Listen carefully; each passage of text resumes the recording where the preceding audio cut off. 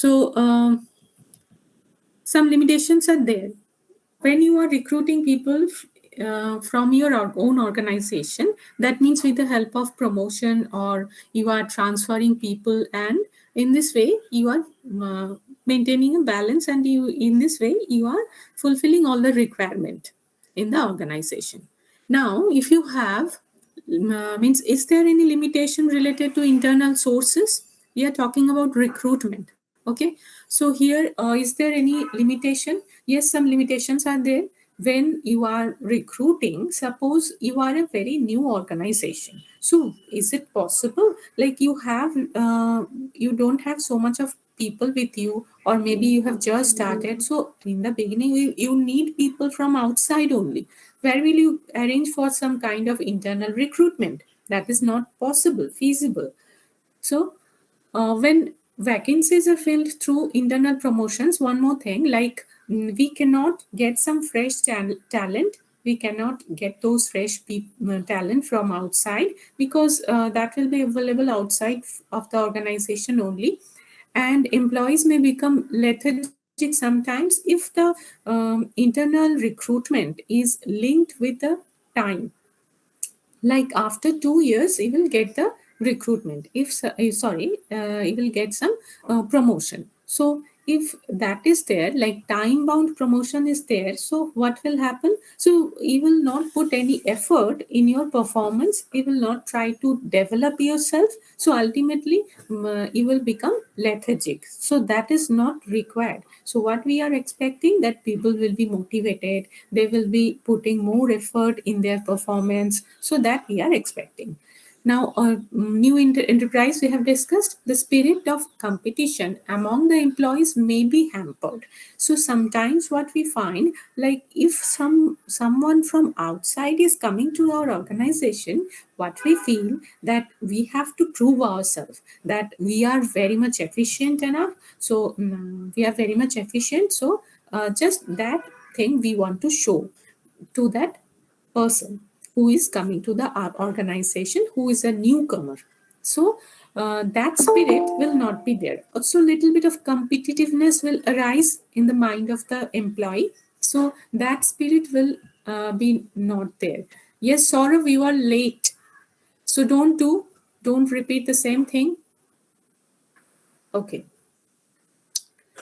Frequent transfer of employees may often reduce the productivity of the organization. So we have said that two things are there, two options are there. Like either we can we can give some promotion to people, or we can transfer, interdepartmental transfer could be there, or many things, like transfer is another option. So if you are transferring your employees too frequently, so what will happen, like when you are coming to a new department, new to you, so that department you will try to learn many things from there. So you will try to settle down over there, and you will try to learn new processes, techniques, procedures, so many things you will try to learn. So when you will learn something, after that, that will be reflected on your performance. So if you are very frequently transferred, so you will not be able to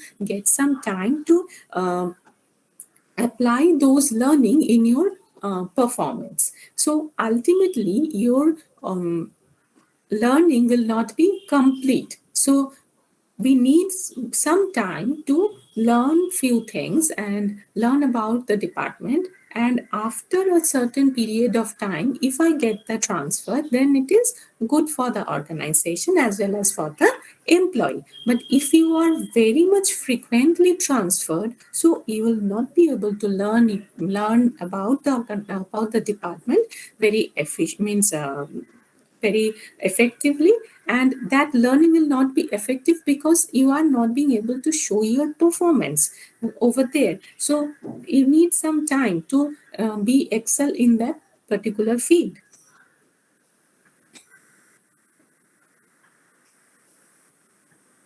Then comes the external sources. So external sources like direct recruitment. Direct recruitment, what we do,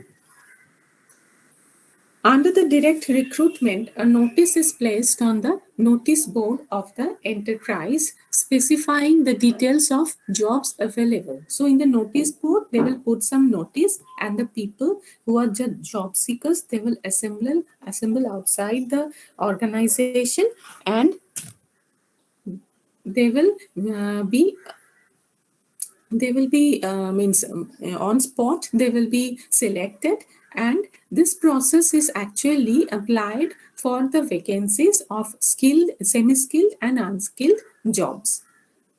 Then comes the casual callers. This is very much preferred by many organizations because they always prefer to keep a database of unsolicited job seekers and applicants, and they will try to keep it as a resource, and when in future some requirement will be there, so they will use this database.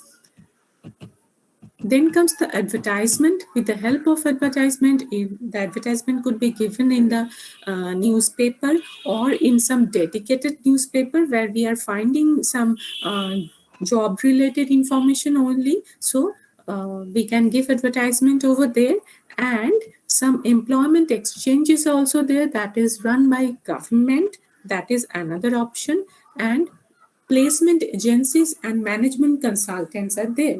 So if you talk about the placement agencies, what they're doing in technical and professional areas, private agencies and professional bodies appear to be doing substantial work.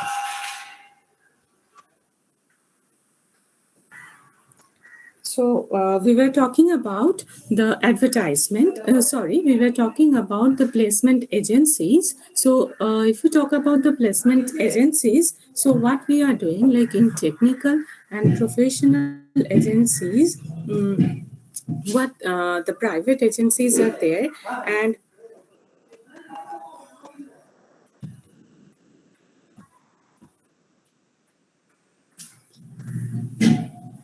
there are some professional and private agencies are there, and these bodies appear to be doing substantive work. So what they're doing, like placement agencies provide a nationwide service in matching a personal demand and supply. So demand and supply means demand of human resource that is there in the organization and the supply of it. So these agencies supply, that means they will be providing that they would like to fulfill those demand. Fine. So these agencies, so what agents are doing, like whenever we talk about any agent, so on behalf of something, on behalf of a particular person, someone will be doing, like when we are talking about travel agent, like what we do, we are supposed to book tickets, book for the hotels and all, arrange for everything that we have not been able to do. So what we will do, we will appoint an agent, a travel agent. So what will they do, they will do all these kinds of activities on behalf of us. Now comes, so these placement agencies will do all the different activities that should be performed by the HR department of the particular organization.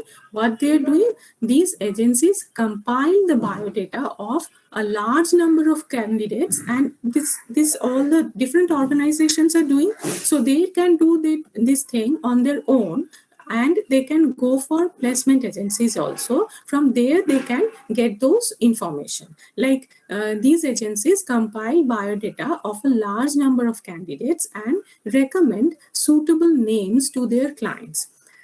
So such agencies charge fee for that, obviously, fee for their services, and they are useful where extensive screening is required. So these professional recruiters can entice the needed top executives from other companies by making the right offers. Then comes the management consultancy firms.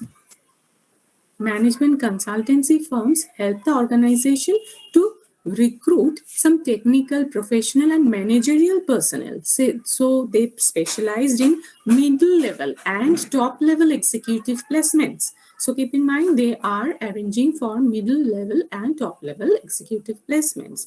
So they maintain data bank of persons with different qualifications and skills, even advertise the jobs on behalf of their client to recruit the right type of person. So on behalf of someone, they are doing some these things. Then comes campus recruitment, that you know, I think very well, that colleges and institutes, they are doing these kinds of campus recruitment and recommendation of employee. So this is actually very much preferred or liked by different organization. There are some reasons, like application, like what will happen, like we will would like to get some people from the employee who are already there in the organization. That means the existing employee, from them we want to get some information. What sort of information? Like we will use him as a good source of recruitment. He will recommend someone and we would like to take some interview of that person and we would recruit him. So this easy process is very much preferred by employees and employers, sorry. So what they do, like these people who are already an employee of the organization, so they have some responsibility, that they cannot just recommend anyone for their for his organization. So what he will do, because if he just recommend someone who is not at all efficient, not at all fit for the job vacancy, so what will happen? So ultimately his own job will be at stake. So that is not at all means that is not possible. So all the time it will be means we can be very much sure that this person will recommend someone who is efficient enough, so that surety will be there.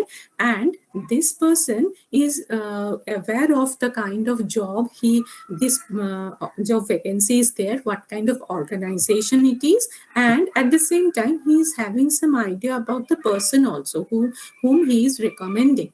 So that means a proper idea about both the things are there. So this will be a very good match. We it means we have an idea, we have some concept that this matching will be a good matching. So many organizations prefer these kinds of source of recruitment. Then comes the labor contractors. Like from the name only we can come to know that labor contractors will give us some information related to laborers. So they have the database, they have lot of contacts about the of lot of contacts of laborers. So in a very short period of time they can arrange for this. Then comes the advertising on television and web publishing. That you know, I think in television and in web also, like internet also, we can give some information.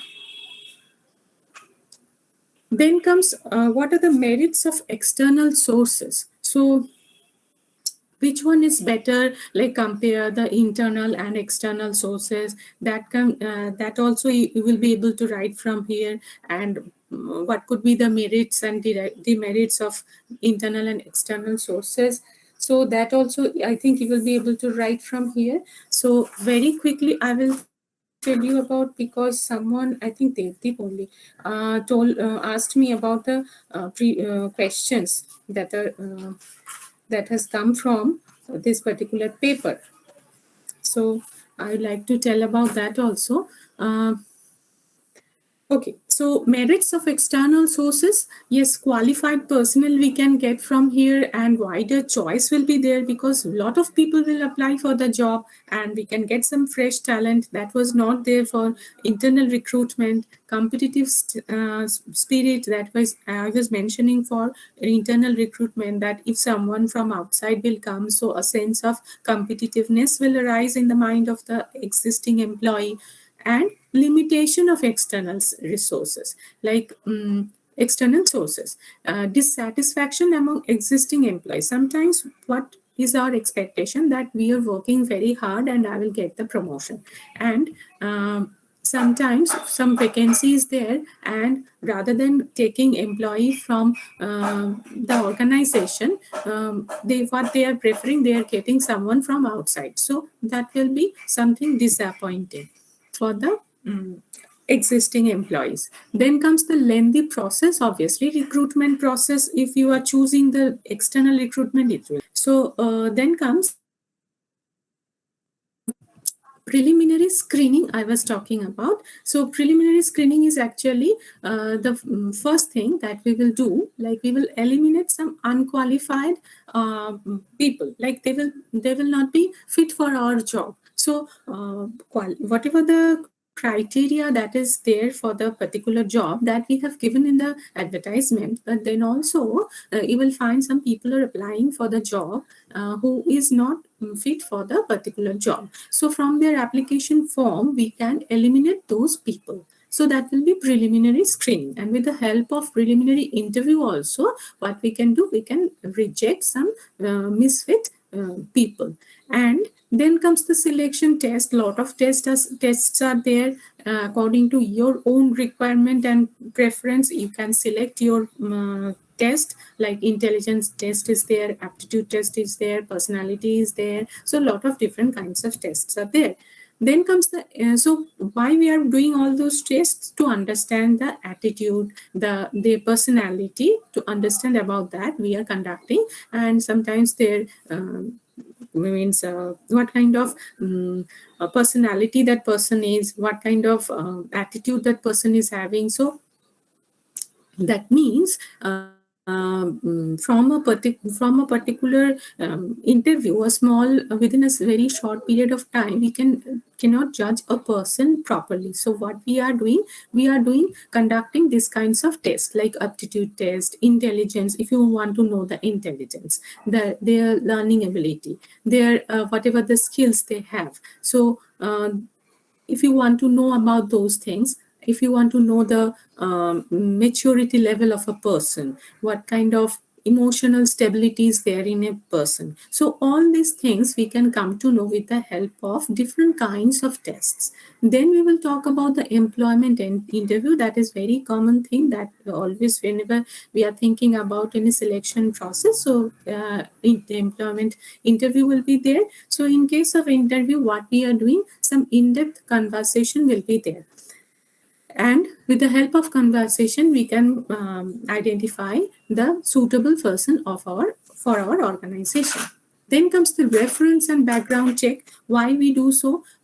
As means when we are recruiting people, what we do, we try to get some contact details of some people, and from them we can verify the information about the applicant. Like we can get means contact detail of previous employers. So from them we can get the we can verify the information that the candidate who has applied for the job. Then comes the selection decision. Ultimately, we have to decide that who will be the suitable person for the job position. And then comes the medical examination. So medical examination is also required to test your fitness. And then comes the job offer. Then your appointment letter will be given to you, and contract of employment, some certain documents will be signed, means for this particular purpose. And so that's all about the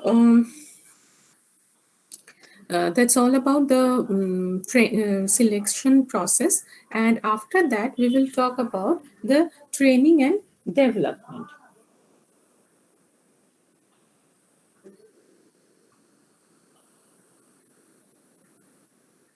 Now, in case of training, before going to, I think, training and development,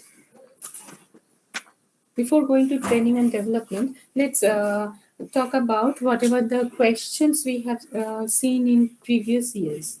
Like, briefly explain any three principles of Henry Fayol that has come in the year 2020 as a um in the class test, first class test. Yes. So briefly explain any three principles of Henry Fayol. Is management an art or science? This is not needed. Uh, Decision making is not there in the syllabus. Selection or recruitment. Which one comes before? Discuss with suitable examples in short. Fine. Uh, Next one is not for you. Okay.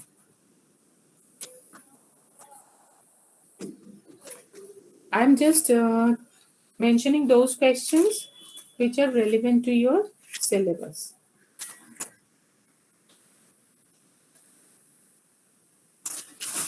MCQ I'm not discussing because that is not needed for your internal.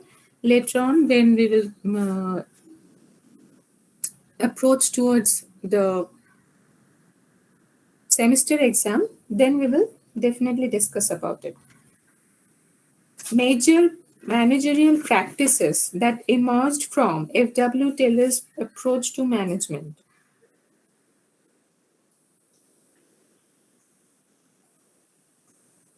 Hawthorne study, finding of Hawthorne study conducted by Eldon Mayo.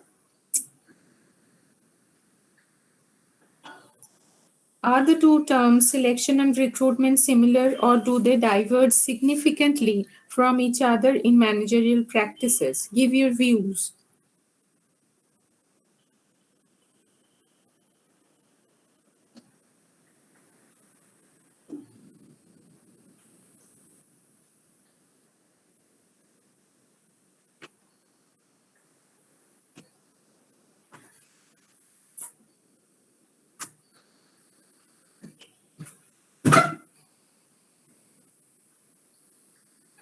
State the sources of recruitment. Explain two important external sources of recruitment for an educational institute.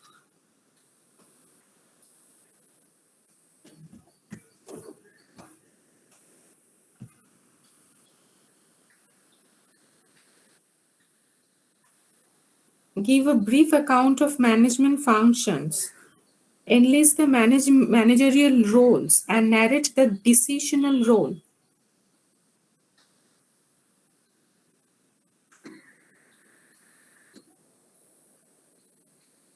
Mention the three principles given by Henry Fayol as a basis of administrative management with providing suitable example of each.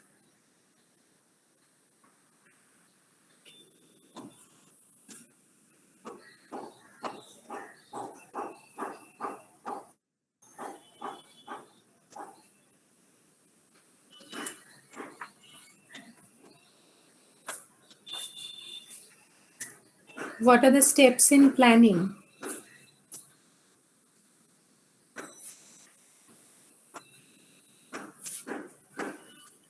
Are the two terms selection and recruitment identical or they different in practice? Justify your answer.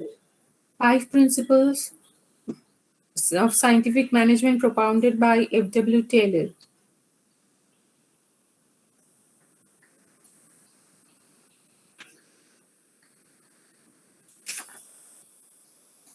So that's all.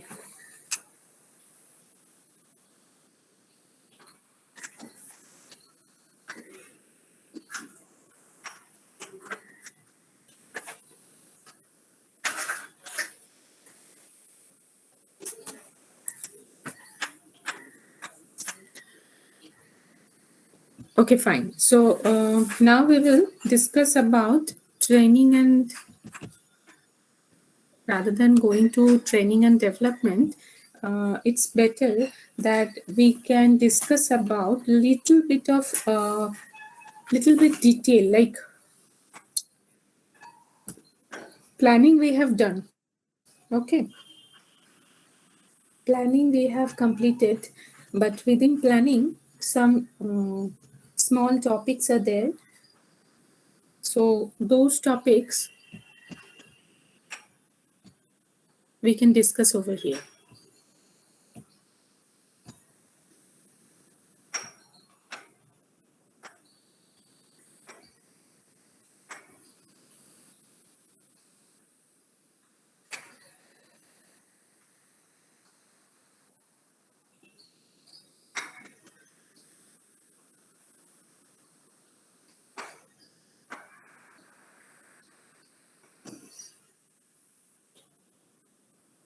Types of plan, I think we have discussed, but I think this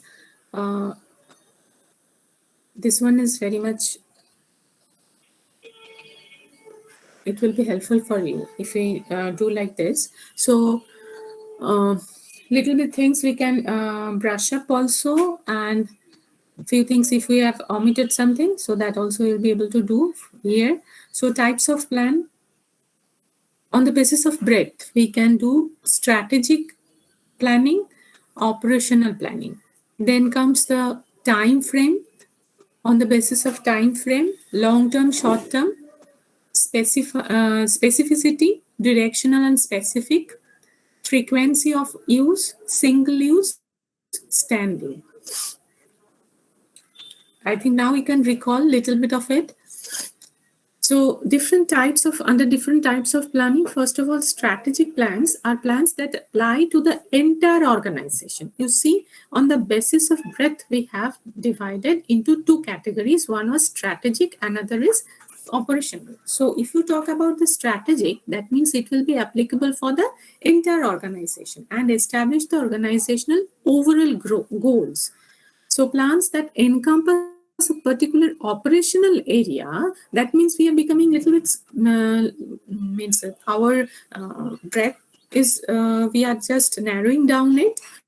So plans that encompass a particular operational area of an organization are called operational plans. So these two types of plans differ because strategic plans are broad while operational plans are narrow. Okay. So then comes the short term and long term. For a longer period of time, if we are doing so, making some plans, so that will be long term, like as those with a time frame beyond 3 years. And short term plans that will cover 1 year or less. Then we can say specific plans. Specific plans, if you see this diagram, I think this diagram will be helpful for you.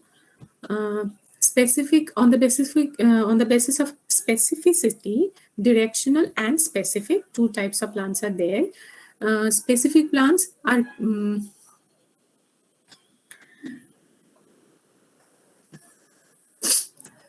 it would seem that specific plans would be preferable to directional or loosely guided plans. Specific plans are clearly defined and leave no room for interpretation. So specific plans are very much, we can say very much specifically mentioned. So you have no room to interpret, means just you have, because interpretation could be different, because different people can interpret certain few things in different manner. So what we can do,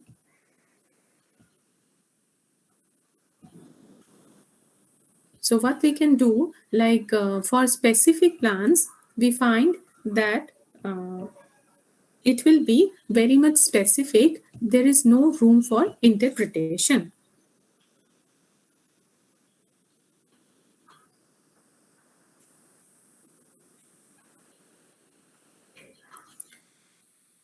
Then comes the directional plans.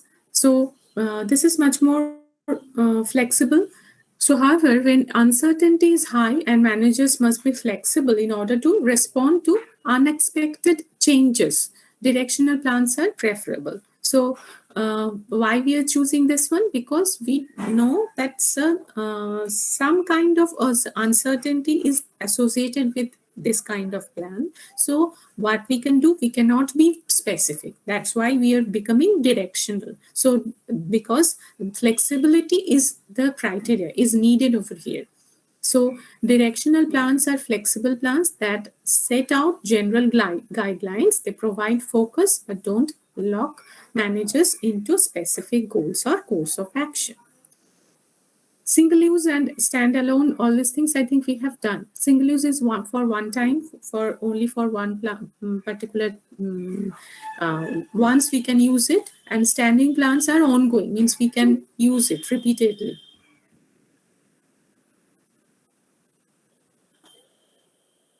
Now comes the approaches to setting goals. So there could be different approaches.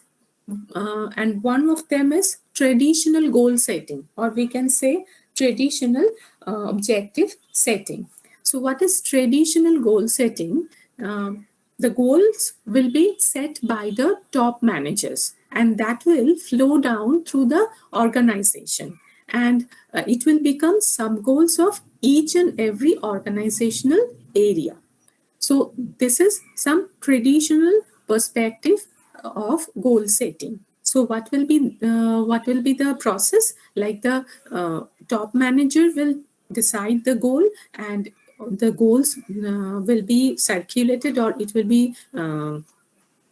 will flow down to all the levels, and there some sub goals will be these things will be, some sub goals will be there. So that means ultimately what we are assuming, that the top managers, they know what's the best, because they see the big picture. They are at the topmost level, so they can see the big picture, so they will give us the guideline, and the goals pass down to each succeeding level, guide individual employees as they work to achieve those assigned goals.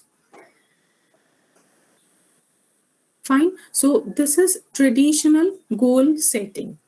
Now, with this kind of goal setting, what is happening? Like these goals are passed to the next level, next organizational level, and written to reflect the responsibilities of that level, passed to the next level, and so forth. Then at this later time, the performance is evaluated to determine whether the assigned goals have been achieved. So the process, although the process is supposed to happen in this way, in reality, it does not always do so. So this is the process. This should be followed. Whether actually it will be followed, it is followed or not, that is the question. So it is sometimes we find that these things are not being followed. Turning broad strategic goals into departmental team and individual goals can be a difficult and frustrating process. So some goals that is set by the top level people, so in different department it will be again converted into some sub goals. So it is a difficult process. Another problem is that the traditional goal setting is that when top managers define the organizational goals in broad terms, so they see from the broader perspective, and their goals are also like that. So such as achieving sufficient profit, or increasing market leadership. So these are some of the broader terms. So these ambiguous goals have to be made more specific. Fine. So as they flow down, because ultimately we are going towards the operational level, so there everything should be very much specific. These ambiguous goals have to be made more specific as they flow down through the organization. Managers at each level define the goals and apply their own interpretation, and whatever the interpretation they have, so accordingly they have to do it. However, what happens is that clarity is lost as the goals make their own way down from top to or top of the organization to the lower level. See, in the example, in the exhibit, it has been shown that what can happen, but it does not have to be that way. For example, at the career, like some example is given over here, like at the top management people, so what they are doing, we need to improve the company's performance. That is their goal. Now, in second level, like divisional managers, so what is their goal? I want to see a significant improvement in this divisional profit. See, they are talking about divisional objective, so the goal is getting changed. Then departmental managers increase profit regardless of the means. So they are looking for the profit, and regardless of the means, how we are getting it, that is not important. The profit is important. Don't worry about the quality, just work first. So individually the goal is getting converted, that whatever be the means way you are doing, so whatever be the quality, just you have to increase your productivity. So the goal is getting changed. So there are some problems related to the traditional goal setting.